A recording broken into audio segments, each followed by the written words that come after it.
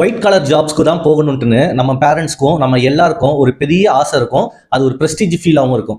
ஏன்னா AC office, laptop, formal ட்ரெஸ்ஸுன்னு அது ஒரு மாதிரி கூலாக போகும். பட் உங்ககிட்ட சொல்லணும், இந்த ஜாப்க்கு பேக் சைடில் நிறைய ஸ்ட்ரகிள்ஸ் இருக்கு. என்னடா ஸ்ட்ரகிள்ஸ்ன்னு சொல்கிறேன், அப்போ போகக்கூடாதா ஒயிட் கலர் ஜாப்ஸ்ன்னு கேட்டிங்கன்னா போகணும். பட் இதுக்கு பின்னாடி இருக்க ப்ராப்ளம்ஸையும் தெரிஞ்சுட்டு நீங்கள் இன்னும் ப்ரோஆக்டிவாக இருக்கணும். ஃபர்ஸ்ட் விஷயம் சேலரி க்ரோத். 3 to 4 இயர்ஸ் நீங்கள் ஒரே கம்பெனியில் ஒர்க் பண்ணும்போது உங்களுக்கு சேலரி ஹைக் ரொம்ப சூப்பர் ஸ்லோவாக இருக்கும். இன்ஃப்ளேஷன் வரும்போது பே அதுவும் ரைஸ் ஆகாது. செகண்ட், காமனாக எல்லாரும் ஃபீல் பண்ணுறது over time. Late night calls பண்ணுவாங்க, வீக்கெண்ட் மீட்டிங்வாங்க, சப்போர்ட் பண்ண சொல்லுவாங்க. ஓவர் டைமுக்கு சேலரியும் ப்ரொவைட் பண்ண மாட்டாங்க. பட் ப்ரெஷர் மட்டும் ஃபுல்லாக ஹெவியாக அடிக்கும். தேர்ட், மேரிடு பீப்புள் இது ரொம்பவுமே காமனாக அஃபெக்ட் பண்ணும். ஒர்க் லைஃப் பேலன்ஸ், நம்ம பர்சனல் லைஃப்பும் மிக்ஸ் ஆகிடும். ஃபேமிலி டைம் கூட ஸ்பெண்ட் பண்ணும்போது கூட எக்ஸல் ஷீட்டை சிஸ்டமில் ஓப்பன் பண்ணிட்டு லேப்டாப்பில் ஓப்பன் பண்ணிட்டு ஒர்க் பண்ணுற மாதிரி ஆகிடும். ஃபோர்த்து, ஹெல்த் பர்ன் அவுட் ஆகும். 8 to 10 ஹவர்ஸ் நீங்கள் ஒரே இடத்துல உட்காந்துருக்கும் போது back pain, stress, mental issues காமனாக ஆகிடும். Finally, job insecurity.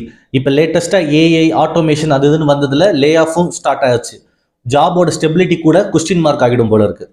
White colour job ரொம்ப கிளாமரஸாக தெரியும், ஆனால் ரியல் லைஃப்பில் அதில் நிறைய சேலஞ்சஸ் இருக்குது. இந்த சேலஞ்சஸ் எல்லாம் நீங்கள் ஓவர் கம் பண்ணி தான் ஆகணும். அதுக்கு நீங்கள் கண்டினியூஸாக லேர்ன் பண்ணுங்கள், உங்களுக்கான பவுண்டரியை செட் பண்ணுங்கள், உங்களை செல்ஃப் கேர் எடுத்துக்கோங்க, அண்டு அப்ஸ்கில் பண்ணிக்கிட்டே இருங்க.